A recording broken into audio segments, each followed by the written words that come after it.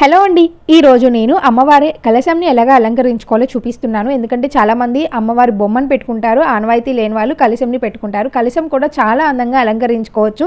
ఈరోజు నేను ఎలా చేసి చూపిస్తున్నానో చూడండి, చాలా బాగుంటుంది. డెఫినెట్గా శ్రావణ మాసంలో ఒక రోజు ఇది ట్రై చేయండి. ముందు పీఠంని మీకు నచ్చినట్లుగా ఏర్పాటు చేసుకొని ఆ తర్వాత ఇట్లాగా గ్లాస్ బౌల్, ఇత్తడిది, వెండిది ఏది ఉంటే అది తీసుకొని డబల్ సైడ్ ప్లాస్టర్ని వేసి ఇట్లాగా తమలపాకులన్నింటినీ కూడా ఒకదాని లోపల ఒకటి వచ్చేలాగా పెట్టుకోవాలన్నమాట. అంటించుకుంటే మీకు 2 రోజులైనా కానీ అది ఊడిపోకుండా అలాగే ఉంటుంది. దీని లోపల బియ్యం వేసేసి తర్వాత కలశం చొమ్మును పెడుతున్నాను. దీంట్లో మీకు ఏమి వేయాలి అనుకుంటున్నారో అవన్నీ వేసేయండి.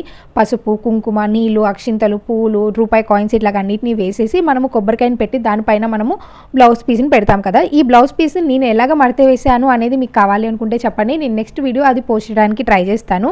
తర్వాత అమ్మవారికి పూలు అలాగే నగలతో అలంకరించి ఇలాగ పెట్టాను. చూసారా, చూడటానికి కలశం అయినా కానీ ఎంత అందంగా ఉందో. మీకు నచ్చితే ఈ ఐడియా డెఫినెట్గా ఉపయోగపడే వాళ్ళకి షేర్ చేసేయండి.